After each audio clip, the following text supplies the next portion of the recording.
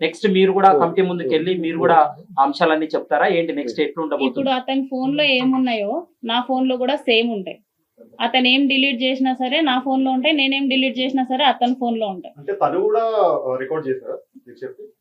Chat screen share ఉంది కదా, video screen share చేశారు కదా అతను మీకు.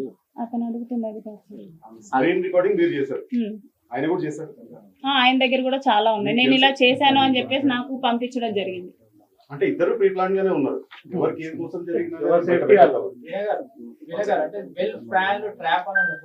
అదే అడుగుతున్నాను. అదే అతన్ని కూడా అడగచ్చు కదా. అరవశ్రీ గారు మిమ్మల్ని ఫస్ట్ టైం రేప్ చేసినప్పుడు మీరు ఒక ఎడ్యుకేటెడ్ ఒక గవర్నమెంట్ ఎంప్లాయీ వెంటనే వెళ్ళి పోలీస్ స్టేషన్ కంప్లైంట్ చేయొచ్చు, కానీ చేయలేదు. ఆ తర్వాత చాలా సంఘటనలు జరిగాయి, కంప్లైంట్ చేయలేదు. అంటే మీరు శ్రీధర్ని ట్రాప్ చేయాలనే ఉద్దేశంతో ఇదంతా నటించాలనుకోవచ్చు. శ్రీధర్ని ట్రాప్ చేయాలంటే నాకు ఒక ప్రెగ్నెన్సీ చాలండి ట్రాప్ చేయడానికి. అతన్ని డబ్బులు అడగాలన్నా కూడా, అతన్ని ట్రాప్ చేయాలన్నా కూడా నాకు ఒక్క ప్రెగ్నెన్సీ చాలు. ఒక ప్రెగ్నెన్సీతో నేను అవసరం లేదు కదా. నేను ఇంత కథ చేయాలనుకోలేదండి. అతని ఫోర్స్. అతను మిమ్మల్ని మోసం చేశారు, మీరు అతన్ని మోసం చేశారు, అంతేనా? మోసం అని నేను ఎక్కడ చెప్పలేదు. మాట్లాడడం మానేసింది అతనండి. నేను మోసం చేయాలనుకుంటే నేను మాట్లాడడం మానేసేదాన్ని.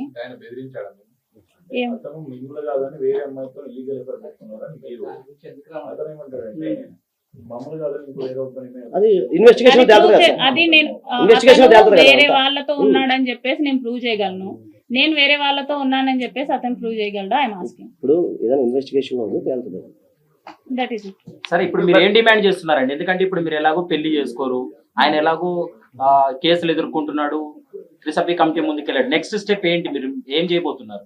లీగల్ గా ఏ పనిష్మెంట్ కి డిజర్వ్ అయితే అదండి అతను. మేడం, మీరు ప్రెసెంట్ ఎవరైతే మీ హస్బెండ్ తో ఉన్నటువంటి ఇష్యూస్ సంబంధించి కాకుండా ప్రీవియస్ గానే మీరు బద్వేలు పోలీస్ స్టేషన్ లో ఒక కంప్లైంట్ రైజ్ చేశారు. అందుకంటే ముందు కూడా మీకు మ్యారేజ్ అయిందని కూడా కొన్ని కంప్లైంట్ కాపీలను బయటకు వచ్చినాయి.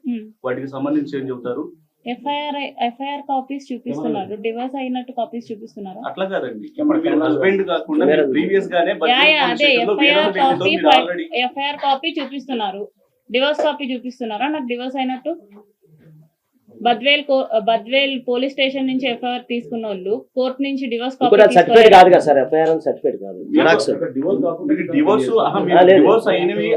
అది కూడా ఇన్వెస్టిగేషన్ అది కూడా రాశాం.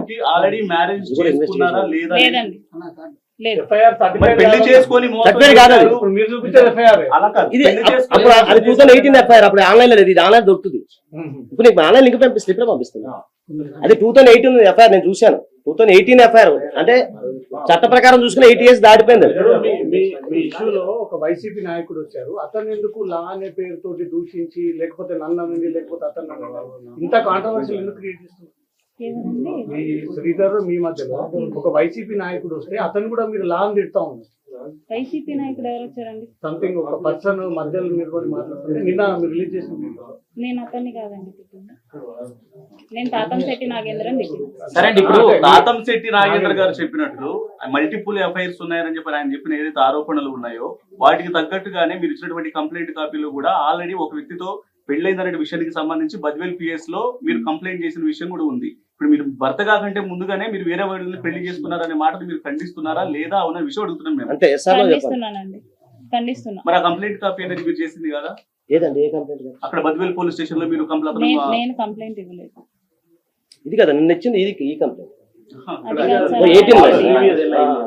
సర్టిఫికేట్ కాపీస్ కాదు, అది ఏముంది సార్? ఒకటే పెళ్లి అయిందండి మా హస్బెండ్ తో. పెళ్లి ప్రస్తావన ఎప్పుడు తీసుకొచ్చాడో ఆయన ఎప్పుడు పెళ్లి ప్రస్తావన ఎప్పుడు తీసుకొచ్చాడో ఆయన ఎప్పుడు? ఎవరండి? శ్రీధరే చెప్పాడు పెళ్లి చేసుకుంటా అనేసి, నేను అడగలేదు. శ్రీధరే పెళ్లి చేసుకుంటా అన్నాడు. ఇది శ్రీధర్ది మీది వ్యక్తిగతమైన సమస్య, కానీ అది జనసేన పార్టీ గురించే ప్రయత్నం చేస్తున్నారు. నేను ఫ్రమ్ ది స్టార్టింగ్ చెప్తున్నాను, no party has involved in this issue. This is purely personal. నేను ప్రతి వీడియోలో చేసింది ఇదే, మీ అందరికీ దయవంచి అడుగుతున్నాను, don't make it politics. It is purely personal. Politics has already entered madam. Already Already అంటే entered. మీ వెనుక ఒక Because he's an YCP MLA. పార్టీ ఉంది కాదు కాదు sir sir sir sir Politics has already involved in sir sir అసెంబ్లీలో ఆయన మాట్లాడాడు, స్పీకర్ ఇన్వాల్వ్ కావాలని అడిగారు. అడిగినాక మళ్ళీ పాలిటిక్స్ ని మేము ఇన్వాల్వ్ చేయలేదు. అతను ఏం చేశాడు అనేది మాత్రమే నేను చూపించాను అంతే. అంటే మీ ఎపిసోడ్ ని వైసీపీ క్యాష్ చేసుకొని వైసీపీ వెనుకుంటూ నడిపిస్తుంది అంటున్నారు. అసలు వైసీపీకి నాకు ఎటువంటి ఫోన్ సంబంధం తీసుకోండి, లేదు. ఫోన్ తీసుకొని చెక్ చేసుకోండి. వైసీపీకి నాకు వాళ్ళు ఎట్లా ఎటువంటి ఎలిగేషన్ సంబంధం లేదు. చేస్తున్నారు, బయట నుంచి అవును. ఏమొస్తుందంటే, అలాగే సార్, అవును. జనసేన అవును. అన్నారు, అవును. జనసేన వైసీపీ వాళ్ళు చేస్తున్నారు, అవును. వాళ్ళకి హైడ్రాప్ చేసేసి మీ అవును. వెనుకుండి నడిపిస్తుంది. లేదండి అలాంటిది ఏం లేదు సార్. నా ఫోన్ మొన్న కూడా చెప్పాను, డైరెక్ట్ ఒక ఛానల్ లో చెప్పా, పేరు చెప్పకూడదు. వాళ్ళకి సంబంధించిన ప్రో ఛానల్లోనే మేము ఫస్ట్ మొట్టమొదటిసారి ఇంటర్వ్యూ ఇచ్చినప్పుడు ఆ రోజు కూడా చెప్పా, నా ఫోన్ ఆ ఫోన్ తీసుకుని మీ దగ్గర పెట్టుకుందాం, మీరు ఎవరైనా రండి ఓపెన్ గా చూద్దాం. ఈ ఇబ్బంది ఏం ప్రెస్ లేదు. మీట్ కి ఏదైతే పిలిచారో ఏదో నమ్మలేని నిజాలు బయట పెడతానన్నారు. బట్ నమ్మలేని నిజాలు అంటూ సాక్ష్యాలు అంటే ఏం చూపెట్టలేదు. ఏదో చూపిస్తాను అందరిని పిలిచారు. అది ఏంటి నమ్మలేని నిజాలు ఏంటి, ఆ సాక్ష్యాలు ఏంటి చూపెట్టండి. మరిన్ని ఆధారాలు వీడియోస్ మరిన్ని ఆధారాలు చూపిస్తున్నారు, ఒక్క ఆధారం కూడా చూపెట్టలేదు. సో ఏంటి అది చూపెట్టండి. వెరీ మేమందరం ఫిజికల్ ఈగర్ మేము కూడా వెయిట్ చేస్తున్నాం. ప్రెస్ మీట్ అవ్వగానే రిలీజ్ అవుతాయండి వీడియోస్.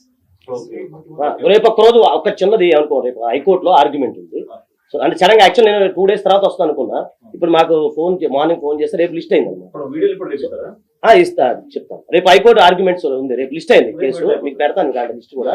అది అయిపోగానే నెక్స్ట్ మళ్ళీ పరిస్థితి పెడతాను. సో అట్ లాస్ట్ అయితే 25 crores అయితే అనే తన రాన్సమ్ డిమాండ్ చేయలేదు అంటున్నారు. అసలు అడగలేదండి. ఆ రోజు మీరు కాదన్నా నాకు తెలియదేమన్నట్టు మాట్లాడారు కదా మేడం. నేను వాయిస్ ఎవరిదో తెలియదు అన్నానండి. ఆ రోజు ఖండించలేదు కదా మీరు. ఆ రోజు ఖండించలేకపోవడం కారణం మీరు చూసా, కాఫ్ వచ్చింది, ఆమెకు హెల్త్ బాగాలేదు, మీరు చూసారు కదా సార్. మరి కాఫీ నాది కాదని చెప్పడానికి ఎంత డిఫరెన్స్ ఉంది సార్. కొంచెం కన్ఫ్యూజ్ అయ్యింది. లేకండి మేడం, లేకండి. అది వారం రోజుల నుంచి టీవీలో వస్తుందండి.